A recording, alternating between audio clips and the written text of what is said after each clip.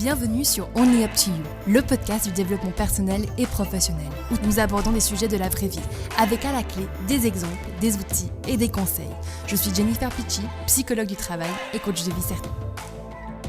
Et bonjour à tous. Alors aujourd'hui, on vous propose 2 épisodes avec Céline Rousse, qui est thérapeute holistique, qui est aussi éducatrice spécialisée dans la petite enfance. Elle a plusieurs diplômes, vous allez voir quand elle va se présenter aussi tous les différents outils qu'elle a. Et surtout, elle est maman. Et en ce moment, avec tout ce qui se passe, même elle est en train de vivre le confinement comme un énorme défi et un énorme challenge. Et on s'est eu au téléphone durant la semaine.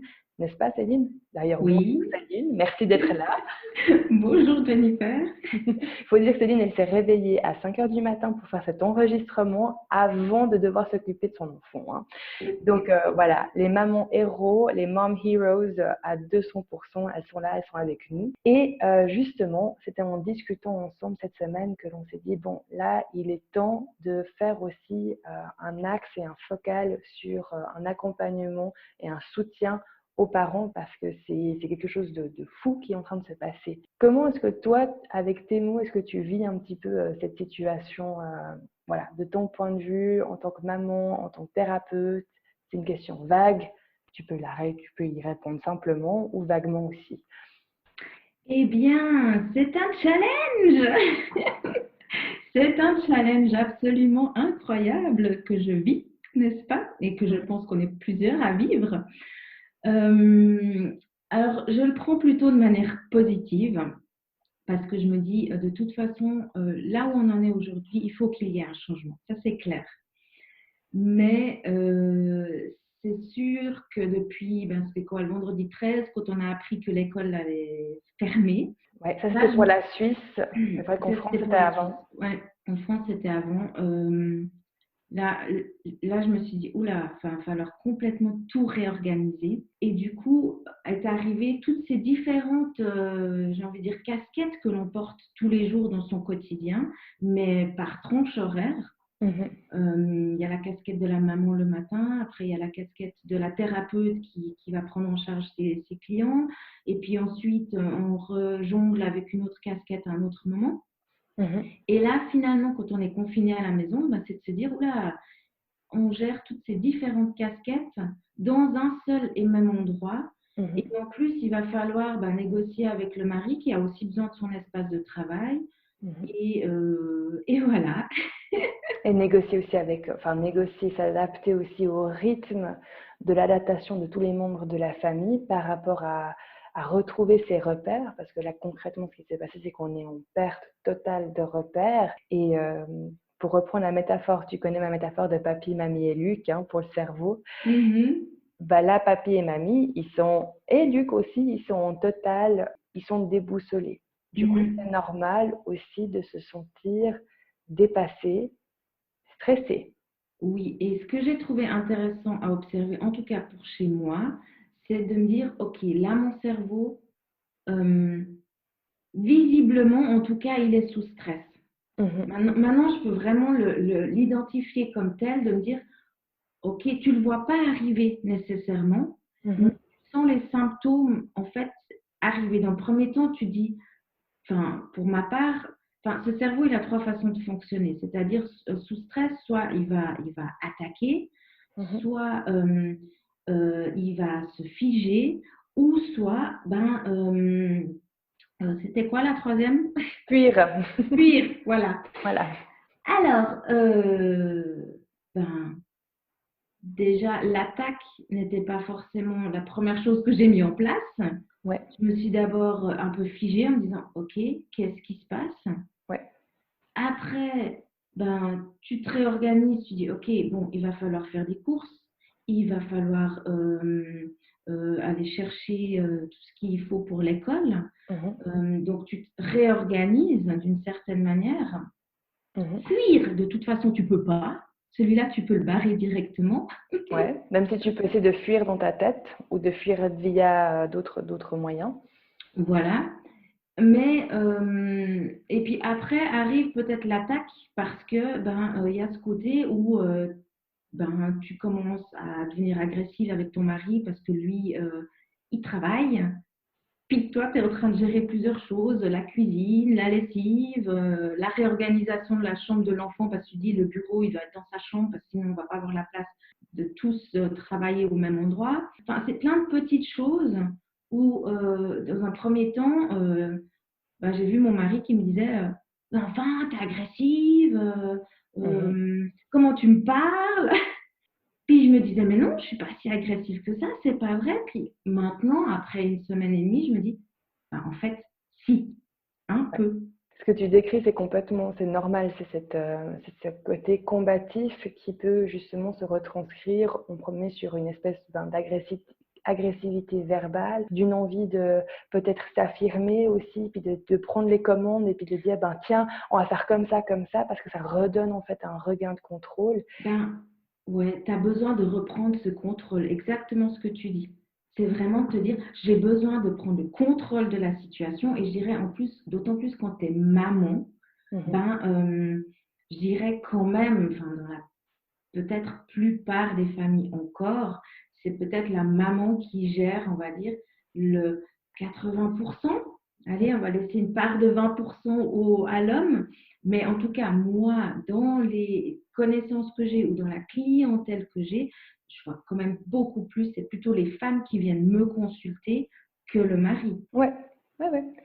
Mais même si on est en train de transitionner vers une égalité et une répartition égale des rôles, il faut quand même être réaliste. On est encore beaucoup dans des schémas familiaux pour beaucoup de personnes où c'est la maman qui doit un peu manager tout le monde. Et du coup, ça met encore une charge en plus parce qu'il y a, justement, on va en parler en fait, là, votre mécanisme du stress, votre réaction au stress. Et le stress, on en parle toujours plutôt de manière négative. Avec Céline, on va juste l'aborder un peu de manière plus factuelle. Le stress, c'est juste une réaction, des stratégies, des mécanismes que le cerveau et le corps mettent en place de manière naturelle pour faire face à une demande. Point. C'est des mécanismes d'adaptation. C'est pour s'adapter à ce qui se passe. Point. Maintenant, le problème, c'est que quand ce qui se passe, ça continue de manière régulière et que ça monte au crescendo. Déjà qu'avant, on vivait une vie qui était passablement sous pression, sous cocotte minute.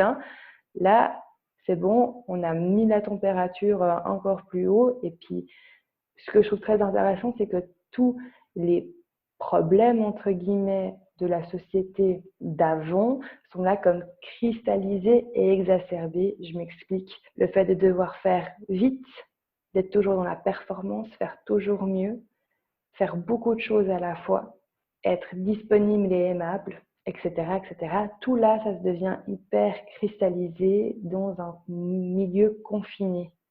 C'est énorme. Notre cerveau, il n'est pas adapté à ça, tout simplement. Oui, tout à fait. Et je dirais que le fait aussi d'être confiné fait que avant on pouvait compartimenter certaines choses dans certains endroits. C'est-à-dire que le matin, je peux être la maman un peu dynamique, qui joue et qui envoie ses enfants à l'école et hop, je change de rôle. Et puis, je deviens l'employé ou pour moi la thérapeute qui va donner le meilleur de soi dans sa pratique. Et puis ensuite, hop, je reprends un autre rôle. Et là, c'est plus possible parce que tout est centralisé au même endroit. Donc, il faut que je sois l'employé, entre guillemets, modèle, ou pour ma part, la thérapeute modèle, tout en sachant que j'ai mon enfant qui est en train de faire ses devoirs, qui peut arriver toutes les 5 minutes pour me demander pour la xème fois la même chose. Et là, tu essayes de garder le sourire en disant non, c'est pas grave. Oui, je te réponds encore une fois la même chose. Et arrive le mari qui va te dire où c'est que je peux trouver telle et telle chose. Et là, tu as juste envie de lui dire non, mais non, tu habites ici aussi. Ouais. Et dans d'autres circonstances, tu peux prendre le recul nécessaire pour répondre correctement aux besoins des uns et des autres. Parce que tu as justement des moments à toi d'isolement où tu peux toi te retrouver avec toi-même, recentrer. Et là, on a perdu tout ça. C'est comme s'il y a une hyper disponibilité et en plus de ça, une hyper connectivité. Oui, parce que au-delà de ton aspect familial et juste du travail, tu te retrouves à répondre à 5, 6 messages aussi. Tu as aussi bien des chouettes messages que ben, tous ces messages anxiogènes qui arrivent et qui rajoutent, entre guillemets, de l'huile sur le feu, où tu te dis, ben, je ne vais pas prendre ça maintenant. Mais finalement, tu es quand même coupé en permanence en te disant, ben, qu'est-ce qu'il a voulu me dire, tel et tel, ou qu'est-ce qu'elle a voulu me dire. Puis, tu ouvres et puis tu vois qu'un message des gens qui se battent dans la rue pour X ou Y raison, des supermarchés Voilà. qui se vident. Tout ça, sur le coup, tu le prends un peu, ouais, voilà, c'est pas si grave, mais en fait, c'est des toutes petites choses que tu rajoutes, et puis au fin de ta journée, hein, tout d'un coup, le sac à dos, il devient sacrément lourd. Ouais. Et donc, du coup, et aujourd'hui, c'est tout le but de ce webinaire, c'est bon, déjà de vous expliquer aussi ce qui se passe, même si sûrement vous l'aviez compris d'une manière intuitive, il y a aussi toutes des réactions physiologiques qui se passent. On ne va pas rentrer là-dedans parce que le but, c'est pas de surcharger encore plus le mental, mais c'est aussi de vous donner en fait des outils ou des injonctions quand même pour commencer à mettre sérieusement en place certaines choses. Parce que là, autant le dire très clairement, le risque d'épuisement et de surmenage mental est en train d'exploser. Et ça serait bête de devoir en arriver là, mais peut-être qu'on va devoir en arriver là pour qu'il y ait ces réels changements au niveau de la société, pour qu'on arrête cette folie de vivre à la vitesse à laquelle on est en train de vivre, qui n'a pas de sens, qui est finalement dans le but de juste toujours faire pour que ce soit mieux et qu'on échange en fait ce mieux idéalisé, conceptualisé, intellectualisé pour un plus grand mal-être personnel. Pour moi, c'est vraiment de reprendre ce pouvoir de qui je suis et vers où j'ai envie d'aller et d'apprendre d'une certaine manière à poser vraiment ses limites et de se donner le droit de le faire. Je donne un exemple.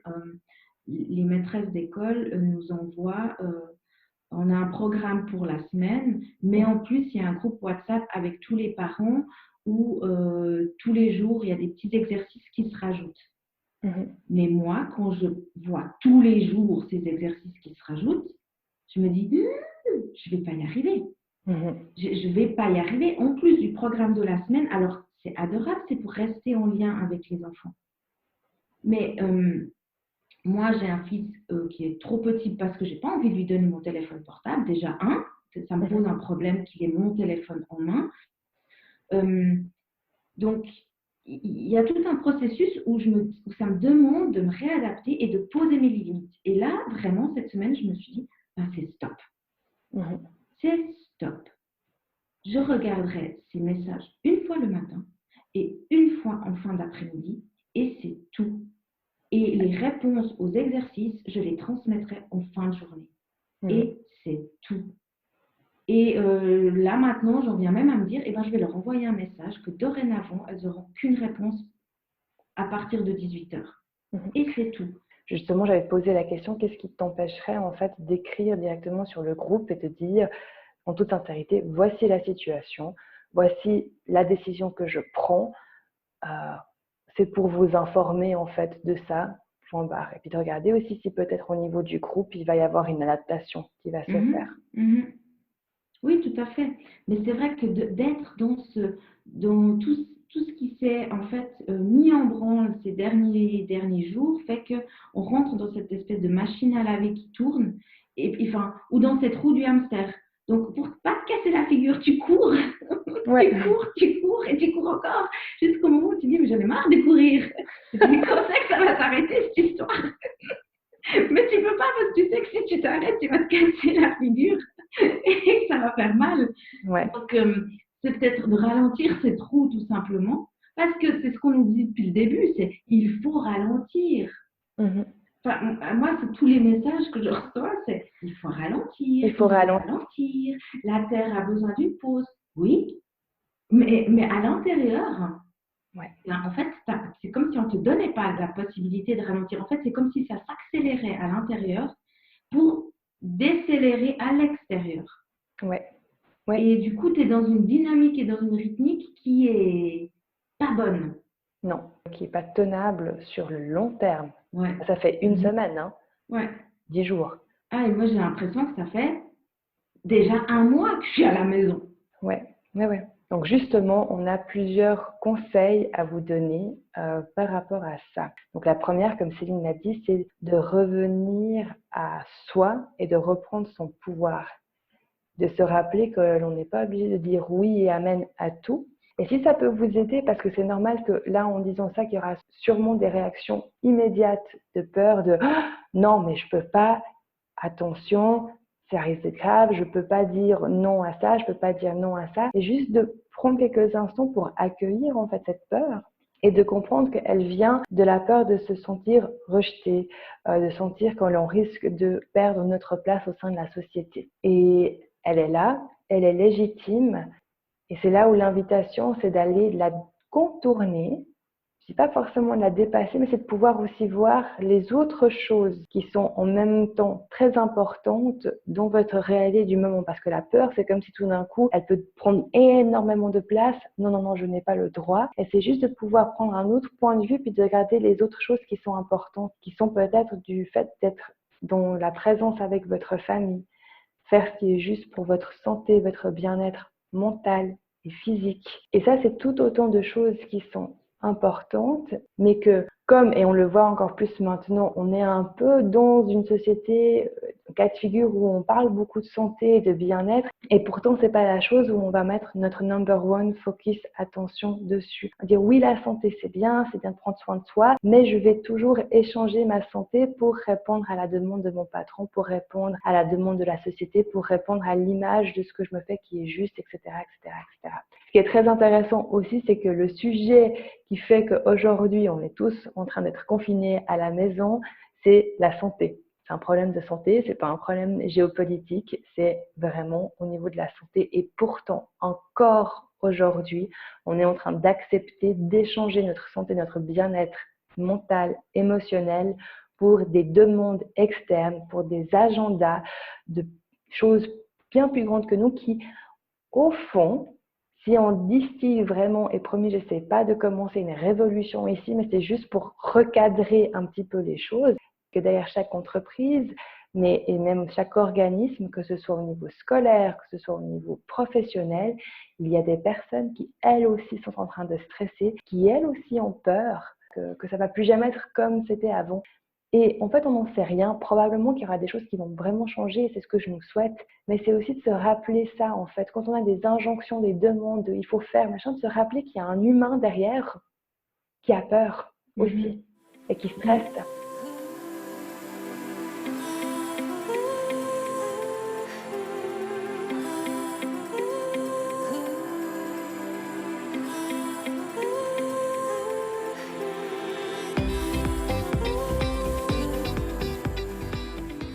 Et puis de conscientiser cette émotion, c'est-à-dire, et c'est ce qu'on va faire aujourd'hui, c'est de pouvoir l'identifier, de dire ok, c'est quoi? C'est la peur, de la regarder en face pour pouvoir dans un deuxième temps la transmuter. Parce que si je switch un peu comme je fais sur l'écran de l'iPhone, puis que je continue à switcher, j'oublie que en fait l'émotion principale c'était la peur. Ça peut être aussi autre chose, hein. Mais si on relie et puis on déroule le fil d'une certaine manière, je dirais ce de quoi on doit s'occuper en premier, c'est de cette peur. Et pas la mettre de côté, parce que là, l'idée, c'est de pouvoir avancer et puis avancer pas à pas. Parce qu'il va falloir qu'on se réinvente. Et pour pouvoir se réinventer et avoir la créativité nécessaire pour ça, eh ben, il va falloir que je libère dans un premier temps toutes les premières émotions qui m'arrivent. Exactement. Justement, je rebondis là-dessus, puis du coup, je vais faire un mini bout de théorie parce que tu parles de justement de libérer ma créativité, des idées plus innovantes, des idées qui vont être plus au niveau du cortex préfrontal, au niveau de cette cognition que l'on a, où c'est possible aussi de se projeter dans le futur. Quand on est en mécanisme de la peur, parce qu'on est vraiment sur le mécanisme de la peur, même si vous êtes en train de vous dire, mais non, mais j'ai pas vraiment peur. Oui, au fond, si on distille, il y a de la peur, mais pas peut-être la peur comme vous avez l'habitude de l'imaginer ou de la vivre. Bref, je reviens sur le mécanisme de base. Ce qui se passe, c'est que quand on perçoit les stimuli, les informations, et ça peut se passer au niveau sensoriel, dans notre réalité, de quelque chose qui nous arrive réellement comme une menace, ou bien ça peut être quelque chose de juste purement cognitif, une pensée, une information. Ce qui se passe, c'est que l'amygdale, qui est une glande que l'on a dans notre cerveau, va justement faire, c'est comme un processeur d'informations et elle va en fait activer l'hippocampe, qui est une autre partie du cerveau primitif, qui lui-même va envoyer en fait des messages qui vont engendrer des réactions chimiques, neurologiques, qui vont en fait enclencher toute une réaction physiologique où on va avoir des neurohormones qui vont être en fait lâchées dans le corps, notamment l'adrénaline, le cortisol. Il y en a d'autres, mais ça va être les principales que l'on va sentir. Ça, ce qu'il va faire, c'est que ça va tendre tout le corps. Et tant que le cerveau est dans ce mécanisme-là, dans ce circuit-là, en fait, on n'arrive pas à entrer et à réfléchir à partir de que notre cognition et notre cortex préfrontal. C'est hyper important de se le rappeler, c'est que tant que je suis enclenchée sur le mécanisme de la peur, je n'ai pas accès à toutes mes pensées et à toutes mes possibilités et tout mon potentiel d'humain et cognitif. Oui, et c'est pour ça que concrètement, dans ce que moi j'entends, en tout cas, on ne peut pas être aussi performant au travail parce que, à un moment donné, le cerveau, ça le bloque aussi d'une certaine manière. Parce que pour pouvoir être performant au travail, il va falloir que je puisse me libérer de ce stress. Donc, pour retrouver ma pleine performance, si je suis en mode figé, même si je ne m'en rends pas compte, mais c'est l'occasion aussi de s'auto-scanner, j'ai envie de dire, comment ça va dans votre corps. Est-ce que vous avez des parties qui sont plus tendues ou pouvoir juste l'identifier chacun individuellement chez soi, parce que moi, c'est ce qui m'a aussi permis de réaliser. Ces derniers jours, j'ai mal au dos, pourtant j'ai pas de problème de dos, j'ai la nuque, chaque fois que je bouge la nuque, ça craque. Et tout d'un coup, de pouvoir juste l'identifier et de se dire, ok, si mon corps il est comme ça, c'est qu'il se passe un certain nombre de choses, de réactions, physiologiques. Oui, et qui sont inconscientes parce qu'on a un mécanisme de défense aussi, c'est de dire, bon, je me dissocie de ça pour me donner l'illusion que je suis encore en train de réfléchir et que j'ai le mental qui est clair et qui est libre. Donc, voilà, c'est un peu pour vraiment comprendre, c'est pas une question de est-ce que je suis plus fort ou plus faible par rapport à ça, c'est des mécanismes naturels, ils sont là, et justement, d'où l'importance de mettre en place certaines structures préventives pour équilibrer un maximum. J'ai pas envie de véhiculer le message qu'il faut absolument se libérer de la peur, etc. Parce que pour la première fois de notre vie, probablement, c'est la première fois que l'on est face à une menace réelle et où la réaction de peur, elle est saine et elle est justifiée. Maintenant, ce que l'on va vous inviter à faire, c'est d'aller cultiver déjà des stratégies, des outils pour abaisser le niveau de peur. On va l'abaisser, on va le moduler et d'aller réveiller d'autres ressources que l'on a. Et de comme ça, en fait, apprendre à se connaître aussi sur ça et en fait à naviguer cette vague plutôt que d'être en train de nager dedans. Tu parlais de roue du hamster. Bon, moi, j'ai plutôt l'impression qu'on est juste en train de nager avec la tête à la surface, en train de se dire, bon, on regarde ce qui se passe, mais peut-être que le courant est en train de nous emmener sur un truc vraiment, vraiment tendu. Et puis là, s'il y a l'orage qui se déclenche, mais on va juste boire la tasse, quoi, et on va couler. Donc, c'est de vous donner en tout cas un radeau, quoi.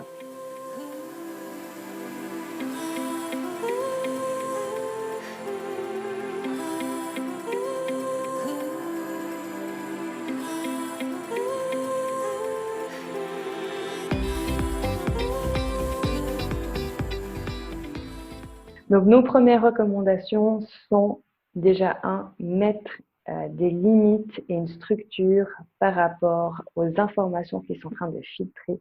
Osez mettre le téléphone sur mode avion pendant 1 heure. Osez faire ça. Faites ce qui est juste pour vous. Structurez votre temps. J'en ai déjà parlé dans le podcast précédent sur comment rester serein face à tout ce qui se passe, mais ultra important à un moment donné d'avoir cette structure à la maison et de dire ok, stop. Vous pouvez informer vos proches, vous pouvez informer vos collègues, vous pouvez mettre vos propres règles et ce qui est sain pour vous. Et vous savez quoi? Les gens, ils ont qu'à accepter. Il n'y a pas à se justifier. Et si je rebondis là-dessus et j'approfondis, je suis désolée Céline si je pars en monologue, mais hier j'avais un webinaire où justement une des participantes me dit « Ouais, mais moi j'ai pas d'excuses par rapport à ça, j'ai pas d'excuses. » Je dis « Mais qu'est-ce que tu veux dire, t'as pas d'excuses ?»« Oui, mais les gens ils savent que je suis à la maison et que j'ai rien d'autre à faire. » Et donc elle est pas maman, donc elle dit bah, « Si j'étais maman, au moins voilà, j'aurais cette excuse-là. » Et de nouveau, ça cristallise, et c'est pour revenir sur ce que je disais avant, mais le fait que, encore, on se dit, mon propre bien-être psychique, mental, émotionnel est moins important que l'agenda d'autres personnes.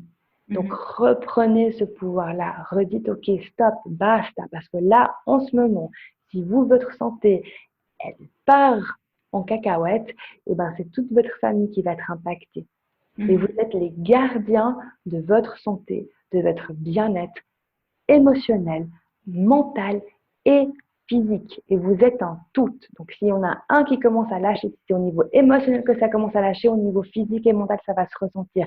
Si c'est au niveau mental que ça commence à se relâcher, au niveau émotionnel et physique, ça va se ressentir. Si c'est au niveau physique, émotionnellement et mentalement, vous allez être complètement différents. Donc, s'il vous plaît, commencez à prendre l'entière responsabilité de votre bien-être et mettez une structure et des pauses. Vous êtes responsable de la dynamique à la maison. Point. Voilà, c'est vraiment prendre le leadership, entre guillemets, comme si la vie de famille était une entreprise. Vous prenez le leadership de votre famille et vous devenez vraiment ce phare d'une certaine manière qui rayonne et qui guide aussi la famille vers où j'ai envie d'aller. Et c'est de prévoir des nouvelles routines. C'est accepter peut-être de ne pas faire comme on faisait jusqu'à présent. C'est-à-dire qu'on peut laisser peut-être les enfants dormir un peu plus longtemps parce que ça me permet d'avoir plus de temps d'efficacité le matin et de se dire l'école commencera dorénavant à 9h. Et alors, on peut décaler le moment du repas de midi. L'important, c'est que dans votre routine, vous puissiez vous retrouver. Et puis, selon l'âge des enfants, d'avoir des responsabilités différentes, de dire c'est une situation nouvelle, donc mettons des règles nouvelles. Et de responsabiliser chaque membre de la famille, il va falloir qu'il y ait un chef. Ça, je pense que dans la nature, quand on observe, il y a toujours un chef de meute. Donc, à l'intérieur d'une structure familiale, il y a aussi un chef de meute, d'une certaine manière. Et celui-ci va distribuer les tâches parce qu'il aura peut-être une plus grande capacité à anticiper les choses, à voir tout ce qu'il y a à faire. Et il va redistribuer les tâches, les rôles, tout en dialoguant avec le reste de la famille, bien évidemment, pour que tout le monde puisse s'y retrouver.